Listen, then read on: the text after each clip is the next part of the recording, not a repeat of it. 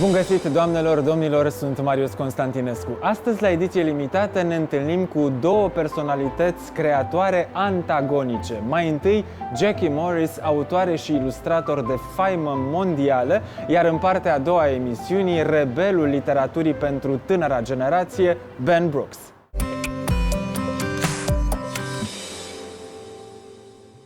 Dacă este un singur lucru bun al perioadei pandemice, acesta este faptul că ne-a dat Zoom-ul, grație căruia am putut avea întâlniri care altfel ar fi fost improbabile sau chiar imposibile.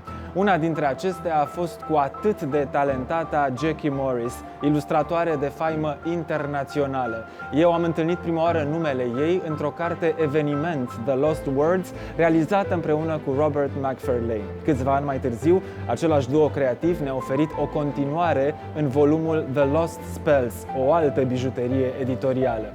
Vă invit să o cunoașteți pe Jackie Morris și să vă bucurați de universul prea plin al imaginației sale într-unul dintre cele mai dragi interviuri pe care le-am realizat în ultimul an. My first question is a rather unusual one, because I'm going to ask you, who is that partner sitting on your right now in the background? Yes, exactly, that one. That is a tawny owl who had the misfortune of meeting a car and now sits looking very disapprovingly at everything that I paint, especially if I try and paint an owl. Very, very critical. If I just spin you round this way, I also have, can you see a barn owl there? Oh my God, it's a barn owl. It's a barn owl, and then this way. And the hair. Yeah. Excellent. So wow. Very kind of I've You're got in a the kingfisher. wilderness there, actually. I am. Got a kingfisher on my left and another very old tawny owl, which is beautifully stuffed. Really strange things. When I was a child, I hated stuffed animals, and there is still, there's something really disrespectful about having them, but they're so good to draw from. Because animals move so swiftly, don't they, when they see a human coming. You can be, if you're lucky and quiet, you can sit and watch. I watched a fox last summer, just so unaware that I was there. It was just beautiful. And nothing beats that, watching a live creature moving in its own space, in its own world. Speaking of barn owls, I have my own here. It's such a pleasure to spend time in its company. We are talking about this amazing book, The Lost Spells. I have to tell you, I have bought this book this very Christmas as a gift for my wife. Because we were already enraptured by this bigger one, The Lost Words. And we are talking here about a creative duo that has took the world by storm. It's you and Robert Macfarlane. Yeah, he's very good at writing. The way that we work is very closely together, although I live on one side of the UK and he lives on the other side, and we rarely meet. So most of our interaction is through emails and WhatsApp and the occasional phone call, but it really is the occasional phone call, writing to each other about things. At the moment, I know that he is writing about sparrowhawks, and I think he's in flight with them. I've just finished painting for the new book that we're doing, which is Book of Birds. Soon I have to try and paint song, which is going to be really hard, and migration. I can have an idea of you illustrating the flight, but speaking of song, how can one illustrate this imageless thing, actually? Is it imageless though? so many different senses come into things, don't they? Your work lies mostly here in the watercolor district, and maybe this is one of the reasons that your paintings also seem so fluid, so full of motion. Are you interested in, when capturing a moment of life, in representing that particular animal, that particular bird, that particular, I don't know, plant or tree or just bit of nature, up to a high fidelity, or just your impression of that moment, that unique moment? What I'm always trying to find, what I'm always trying to catch is the soul of a thing. So whether that is a bird, a mammal, or a plant, or a rock. Right. That's what I'm going for, really. And my work isn't photographic. I don't actually think, well, I'm getting better. I've been doing it for quite a long time now. And I think I do kind of, I improve a bit. Every single thing that I do, I learn something. I love books. Books are a harbour for me. But I also find that the inside of my head feels much, much better when I'm painting. How do you do to memorize with your mind, but also with your eyes and with your hand, that spontaneous gesture, that spontaneous movement of a quick and fast and swift animal like a fox, or like an otter, or like a robin, or like a kingfisher that is disappearing in a mere second? Yeah, well, it's hard to even see a kingfisher. I feel as if things move in different times. A kingfisher is just a flash. It's like a rip of blue across the eye, isn't it? It's really, but what I have, which my predecessors didn't have, is photography.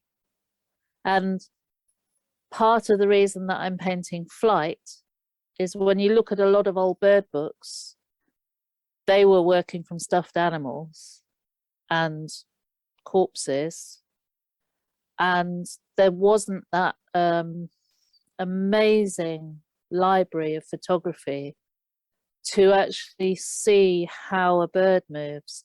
Trying to watch a wren, they don't even seem to fly, they just seem to throw themselves through bushes. Exactly, yes. Yeah, so you can cut when they're perched, that's fine.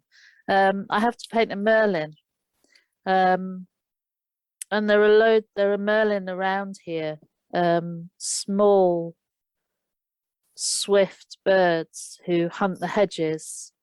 You can see them perched, but when you see them move, it's hard to tell unless you get a really good sighting whether it's a sparrowhawk or a merlin. But I have friends who take the most amazing photographs who can freeze that creature. These are like the holy grail of an illustrator or a photographer even, because when we think about photographic treasures, one can think of, I don't know, the large mammals of Africa or some exotic species from Asia, but in fact, photographing, drawing a wren or a robin or a kingfisher or even a pheasant. I mean, I'm 43 and I think I saw a kingfisher for the first time in my life last summer. I'm not exactly sure. It was something bright and blue and unusual, and I like to think that was a kingfisher. So this leads us also to this wonderful treasure that we have nearby, because when we talk about also the natural British heritage, you are one of those that recuperate this heritage and offer it to the world. It might look like that from the outside. It doesn't feel like that from the inside at the moment. We have a government who are vandalizing our countryside, and it's quite hard to take, really. When we moved out of the EU, I think those of us who love the wild world knew that what was coming next. We have massively diminished species. We have farming that farms for profit. They're recently passing the use of insecticides that kill bees, and dreadful, really. We're supposed to be a nation of animal lovers, but when you read the true history, I've been listening to a wonderful book called The Seabird's Cry by Adam Nicholson. And he talks about how in Victorian times, when the kittiwakes were fledging, marksmen would go to the cliffs and they would kill thousands and thousands of birds. It is a myth that the British love wildlife.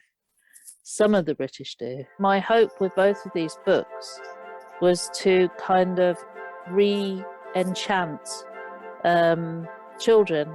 So they would take the books back and open up the wonder to their parents again. And then, hopefully, we learn what to treasure and what is important. And it's not money. You're also an author, so that doubles your creative input. But I was wondering, when you illustrate someone else's books, how do you approach the text in order for your work as an illustrator to be complementary, not to be redundant, you know? I've always tried to illustrate, not decorate.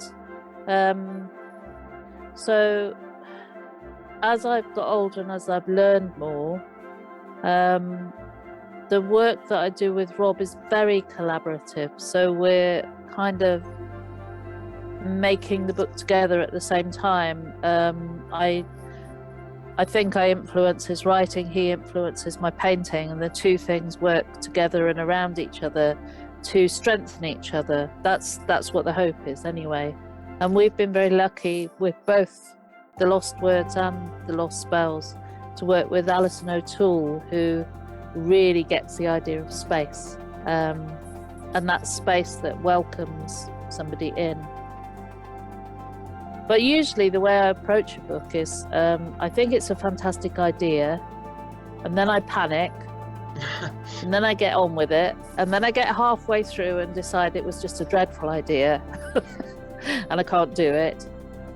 So I might as well just slog on to the end, and then it's done. So that's the honest answer. What about those particular times when you are the full package author? I mean, both the writer and the illustrator. What's the first thing that comes to your mind? The illustration or the text that would be the background to that illustration? That again, it's different every time. Okay. When I did a book called The Ice Bear, there's one particular picture in that book, which is a child surrounded by polar bears, so that he looks like a daisy with the polar bears as petals. And I knew that I wanted translated into Romanian as well. Ah, do you know? I'm not sure I knew that. I think so. Yes, I just checked now. Yes. Yeah, that was a really strong vision. And then I thought, well, how's he get there? And then because I quite like children, I like bears as well, but I needed to get him out of there as well. So that's how that story grew. The snow leopard was very much just that I wanted to paint snow leopards because I just adore them, the shape of them. And I had to go and find some as well, which my publisher's budget didn't stretch to me going to Nepal. Right. And also I know from Peter Matheson that you can spend quite a long time looking for them and not find them. But there was a lady in this little suburban English town called Welwyn Garden City, and she had 17 leopards in her back garden, and 4 of them were snow leopards. So that's unbelievable. Anyhow, I know. It was amazing. They were absolutely. I've been to zoos, and these leopards were so beautiful and healthy. They were just astonishing. She's not there anymore, I don't think. Not eaten by leopards, but okay. But that's reassuring. But it was just to sit and draw them and take photographs of them, see how they moved, see how big they were. You know, they were a lot shorter but longer than I thought they'd be. The size of that tail was just astonishing. And then that the sheer snow leopardness of them you know, you need to be next to it to see that, really. The wild swans as well, where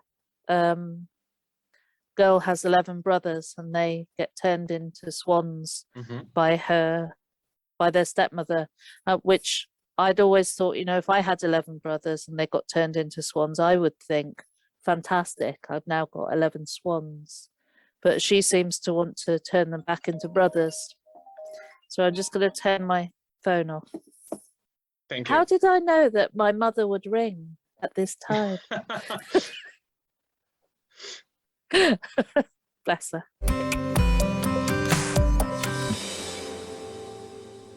What do you see from your drawing table when looking out at the window? I can. Sheep. Okay. Rain. Sheep and rain. My studio is a really long room, which it's at the top of my house. And to the one direction, I can see St. David's Cathedral. I live on this kind of long arm of land that goes out into the sea. And so I have sea on 3 sides. And when it's really stormy, you can hear the sea. When the windows are open, I can hear ravens flying over the house and calling, and that is quite beautiful. And then there's a footpath at the side of the house, the other side, which looks up to the hill. And it's a blackthorn hedge. So soon, in about, I don't know, maybe 6 weeks' time, you get these tight little beads of white pearls that just flow. They just open into blossom. It's like something from a Japanese painting, and the smell is amazing. And then all the bees come for them as well. But that's like a really thick thorn hedge at the side of the house, which is full of little songbirds. So I keep putting out bird food for them. They pay me back with song. It's very nice. It's good exchange, I think. Yes, but it's so beautiful, and thank you for recreating this image, this tableau vivant for us. Well, for our meeting today, I have put this shirt with birds. With birds, I know. We were going to talking about birds, and my last question is related to the badge you are wearing today. Yes, that one. I cannot see what. There's an animal. There's a cheetah. Hang on. It's a cheetah with a cherry on its nose. Yes. Yeah. Okay. Does it have a particular significance to you? I did a book which was an accounting book for children, very young book. So it's a 1 to 10, and it starts off 1 cheetah, 1 cherry. I know it's 3 bears, 3 bowls, 3 silver spoons, because it took me a whole day to write that. 5 fine foxes, 4 elephants, 9 tiny white mice with china cups of tea. And then it finishes up with 1 cheetah, 10 cherries. And then the cheetah eats all the cherries. But the cheetah's tiny and the cherries very big.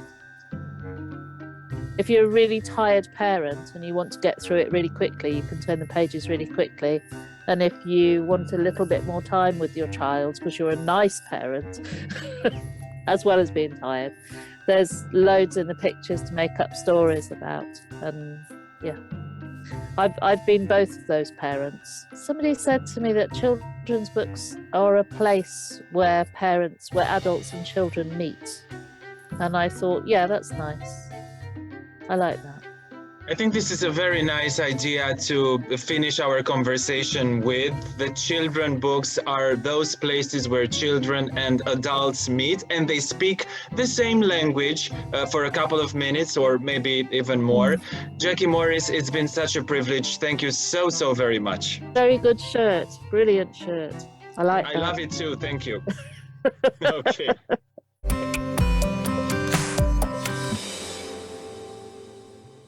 Ben Brooks a fost ceea ce se numește a bad boy până când a mai crescut, s-a cumințit și s-a apucat să scrie cărți despre și mai ales dedicate tinerilor de astăzi. Tineri care nu pot fi duși cu zăhărelul ușor și care nu se mai mulțumesc cu jumătăți de măsură. Seriile lui de povești, mai întâi pentru băieți, apoi pentru copii care au curajul să fie altfel, merg și astăzi în aceeași zonă a inspirației și a conferirii de curaj. În septembrie 2020, Ben Brooks a publicat și prima carte de non-ficțiune pentru adulți, Things They Don't Want You to Know. Ben Brooks, it's a pleasure to have you as our guest and to spend the next minutes talking about your books, translated also into Romanian and published by Litera Publishing House. Stories for Boys Who Dare to Be Different, Volume 1 and 2. And of course, our discussion will also lead us to some other books of yours, because in spite of the fact that you're still very young, you already have a pretty important number of books already published. Now, I was going to ask you, since obviously the teenage years represent a vivid point of interest to you, and you keep coming back to this particular time into someone else's life. How was your adolescence that made you so interested in writing about others' adolescence? Yeah, thanks and hi everyone. Yeah, I think the thing about adolescence is, of course, that it's the kind of, you'll never feel anything as strongly as you do during adolescence. It's kind of the emotional peak of everything. Everything feels huge and exciting and massive. And at the time, you have no real sense of that. It's only kind of in retrospect when you realize what a kind of strange and special time it is compared to what the rest of your life is going to be.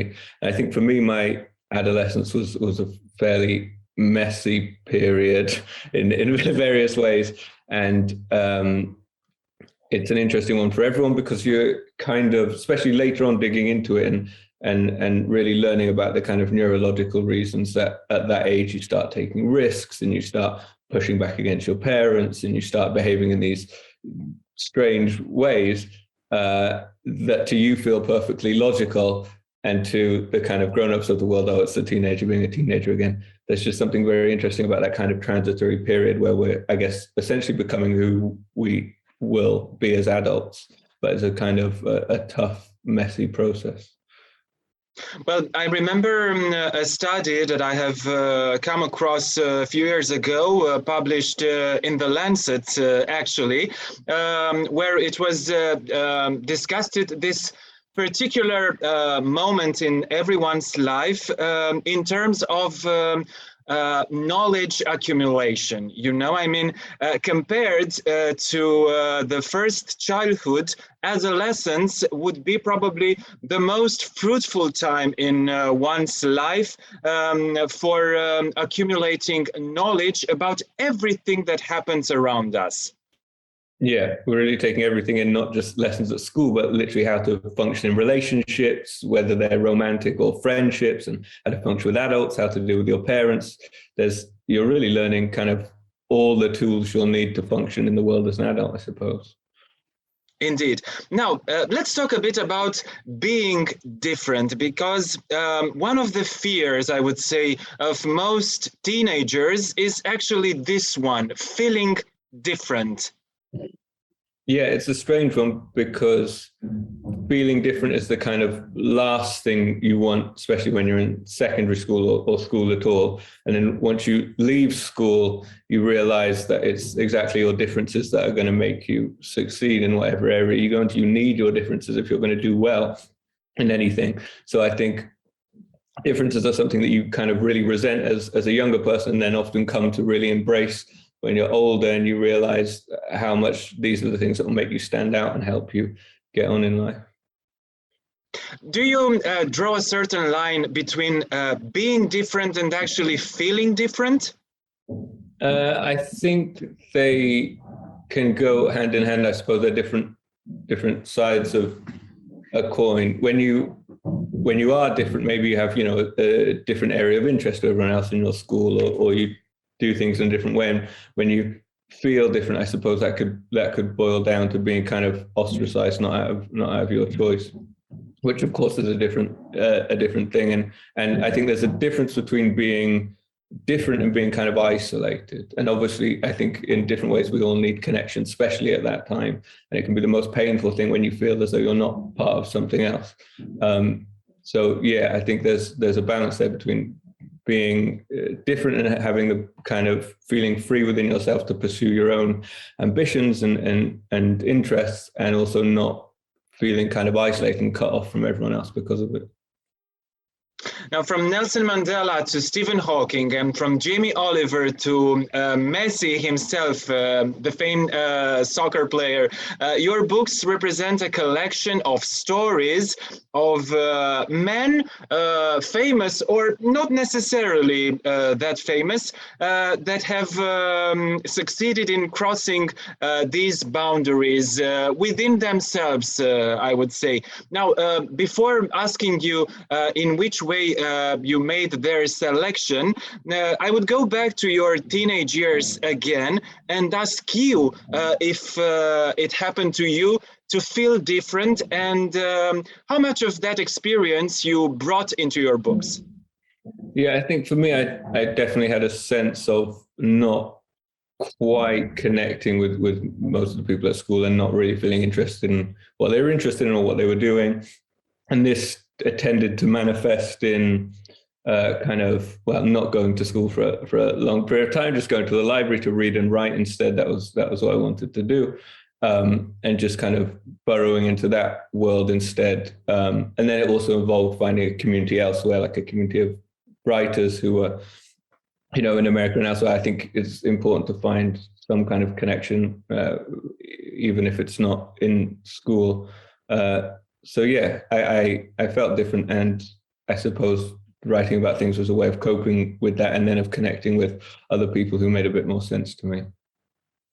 As I was saying, there is a plethora of accounts about famous and not so famous boys developing into men in your books. How did you make their selection?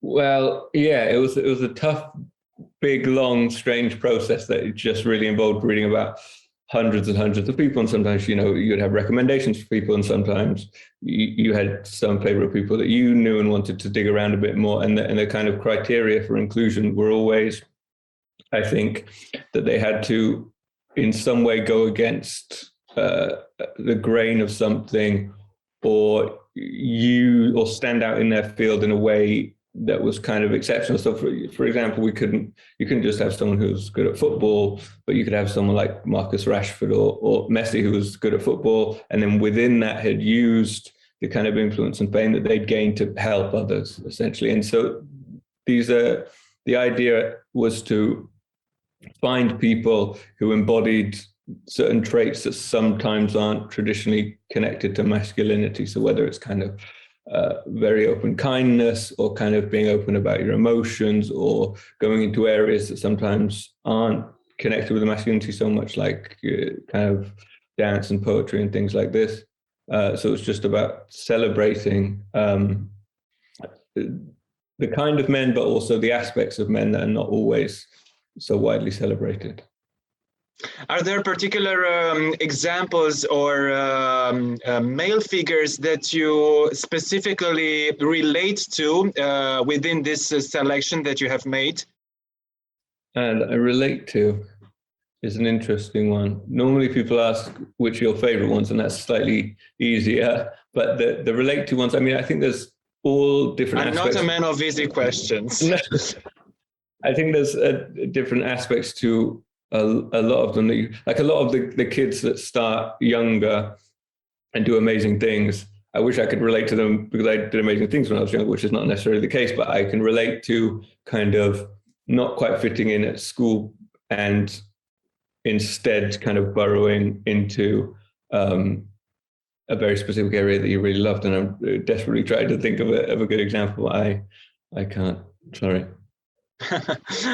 You've entered also into fiction with The Impossible Boy, another, let's say, facet of this coming of age interest that you particularly show when it comes to writing, of course. Now, I would underline the importance and also the unique traits of this English syntagm, coming of age.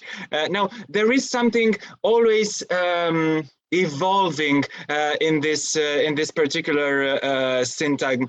Tell me more about this Impossible Boy and his coming of age. Yeah, so The Impossible Boy is a novel about two friends, a boy and a girl, who are on the cusp of leaving what we call in England junior school, before you make the leap into secondary school. So you're about 11 years old, and they're kind of facing this weird threshold where they know they're going to be going to this new school, and they're going to be going to different places, and you know, they've been best friends since they were very young, so they don't quite know how to talk about this or how to deal with this.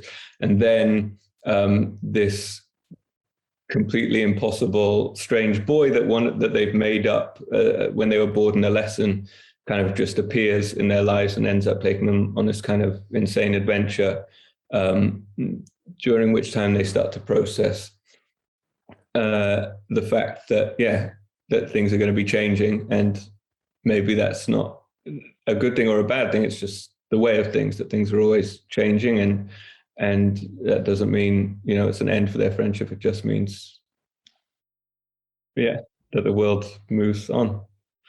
I'm going to quote another title of yours. Not all heroes wear capes.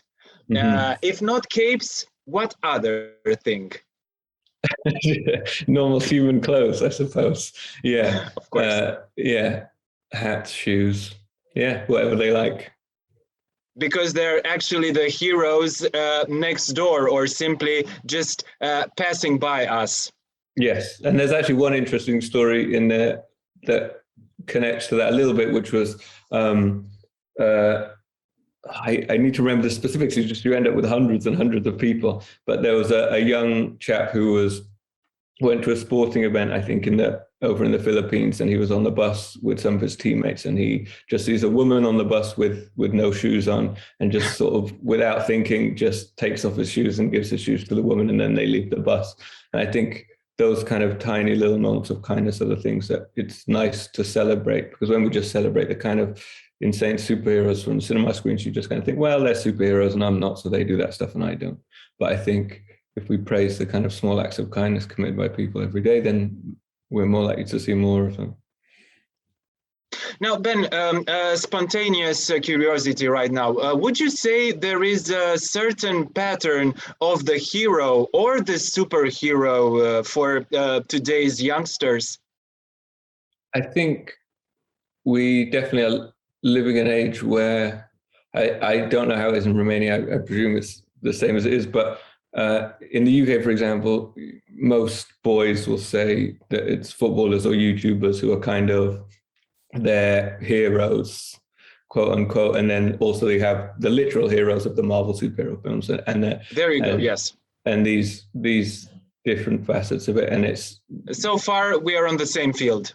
Yeah, and these, I mean, you can see that they're increasingly trying to do different things with superheroes, but they're not that different, really. I mean, they're still kind of big, physically strong people who are changing the world by fighting the bad guys, which is good for these kind of stories, but it's not how we function as human beings. What would you say that are the main challenges for teenagers today? Well, I also wrote a book about this that was kind of a difficult one to get into, and I spoke to a lot of young people trying to figure it out, and essentially everything was boiling down, of course, to how being kind of constantly online impacts your life, how it impacts your relationships, how it impacts your mental health, how it impacts your development. And over the past couple of years, we've just had a complete spanner thrown in the works. But I think 2 years ago, a lot of parents were feeling kind of strange about the amount of time their kids were spending online, and a lot of people are taking steps to figuring out how to limit the amount of time their children spend online or spend it in more productive ways. And then during the past 2 years, you haven't been able to tell your children not to go online because that's the only place their friends have been. That's the only way they've been able to communicate. That's the only way they've been able to go to school. So that's kind of all gone out of the window. But I think, there will be an age when we have to really, truly reevaluate how and whether these apps that are so embedded in our lives are impacting them positively or not. And I think they make it incredibly difficult to navigate growing up now, because I think aspects of growing up now as they pertain to the internet, kids almost can't turn to their parents for help because their parents have no idea what this stuff is. They have no idea how it operates. They didn't go through the same thing. A 45-year-old now didn't have to worry about sending nude pictures when he was when he was 15. So it's a kind of difficult stuff to navigate. Addressing youngsters of different cultures, different backgrounds, even different countries, have you noticed a change or a shift in their main concerns? Well, of course, there's the thing now of more and more young people becoming politically engaged, partly because of the climate crisis. And that, on one level, that's obviously wonderful and necessary because the people in charge now are not doing what they need to do. But on another level, it's kind of obviously, it's a big burden to carry when, it's a difficult enough time as it is being a young person and kind of trying to figure out who you are and how you exist in the world. But at the same time, having to worry about whether the world's going to end before you become an adult makes it doubly difficult, I imagine. Now, let's change our point of view for an instant, because I believe that you equally talk to parents as much as you talk to their children. What do parents tell you about their kids? Different things. I mean, the parents of teenagers often say that they're worried and that there's a lot of things that they don't understand. And sometimes they'll be so certain that they know their kids, and then they'll find out an aspect of their online lives that completely throws everything into a new light. But then I think with a lot of parents these days, what seems to be the case is that they're just really kind of pleasantly surprised by how engaged their children are with what's going on in the world and how much they really sit down and think about what's happening out there and what they can do to positively impact it. So I think, parents are more and more positively surprised by how willing their kids are to engage with the world and try to look for ways to make it better. Well, you're not that far of the teenage years yourself. You're still very young. But I would try to ask you, what do you feel different now from, let's say, 15 to 20 years ago? Again, it ties in with the kind of political awareness of things. This wasn't, when I look back on my kind of cohort when I was younger, there was no real sense of kind of anxiety about the way the world was unfolding, I think. Mm-hmm. There was the news was just kind of something your parents read and worried about, and you worried about, being picked for the football team and your girlfriend and all these kind of things. And there was no, you would maybe chat about things, but there was no real sense of urgency there. There was no real sense of anxiety about what was happening in the world at large. And I think now, there just is this kind of big anxiety on top of everything else about how things are going. You're an author, you write books, and almost everyone seems to be complaining that youngsters today do not read, or do not read as much as we used to. So how do you find that particular authorship tactics, let's say, in order to keep their interest focused on a book, not an electronic device? Yeah, I think it's a kind of, when people say that they're reading less, maybe they are because there's a lot more exciting stuff going on in the phone a lot of the time, and that's what you have to compete with now. Yes, exactly.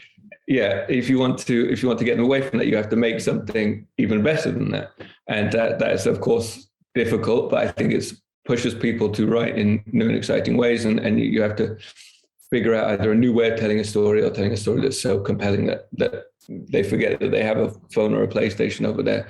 I think the reason that the stories for boys books work so well is because they kind of look very accessible. You have a page portrait of the person, then you have essentially a page biography of them, and kids will sort of look at it and go, oh, that's a small chunk, and that's interesting enough to read. And then once you read one, you're like, oh, well, I'll read another one now, and you just get into it that way. In the same way, almost that a TikTok video is so short, but you'll look at one and then you'll go, oh, another one now, oh, another one now, and you just keep going like that, rather than being faced with a huge chunk of text and thinking, well, that's a bit much. It's about kind of chopping things down, I think, more and more.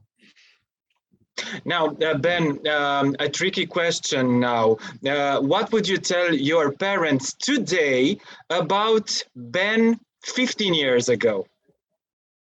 That they shouldn't worry about him, because he's going to figure it all out, and it may be a kind of rocky road, but he will get somewhere a little safer and healthier eventually. Yeah. And keeping the same note and the same exercise of imagination, let's say, if given the chance to a new adolescence now, what would you tell yourself?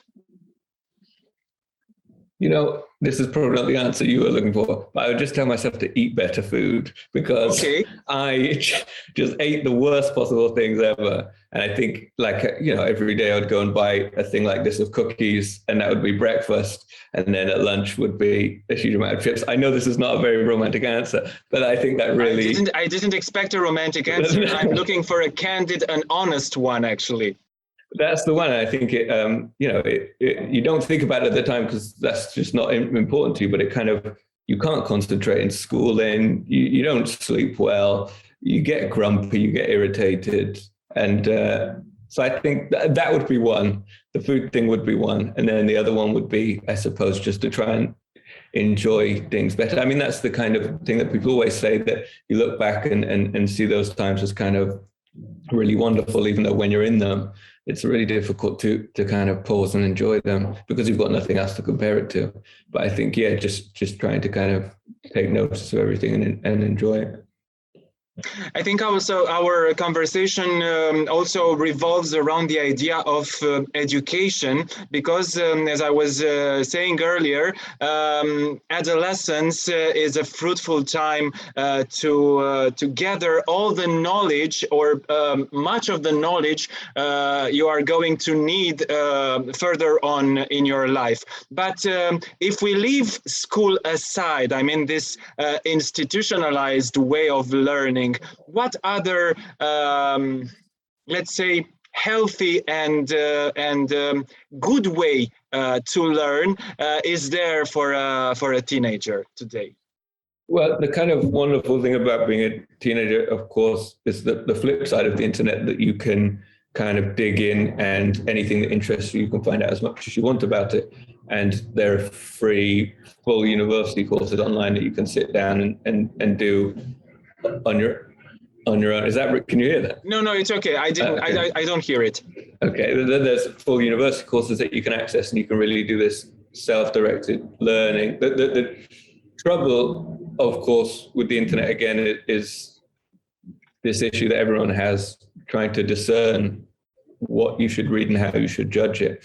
I think the kind of one of the most important things, I was lucky enough when I was in school that we had a lesson that was an optional lesson that you could take a period of time called critical thinking. And the point of this lesson was to really learn how to evaluate information, the sources it came from, and whether or not, how to weigh it against other things and how to take it and how to look for truth amongst things. And I think that's kind of incredibly crucial. And I'm surprised that it's not already quite a major part of most school curricula, because it seems so vital for children now to be able to discern the facts about the various things they're being told. Ben, I won't leave you go without a message for your Romanian readers. Okay. Hello, readers in Romania. I'm hugely grateful that you've picked up the books, and it's so wonderful to be able to chat to you. And hopefully when the pandemic and everything settles down a bit, we'll eventually get to meet each other in person. Fingers crossed to that. Thank you so much, Ben. It's been a pleasure. Thank you too. Doamnelor, domnilor, ediția limitată de astăzi se închide aici. Sunt Marius Constantinescu, citiți nelimitat!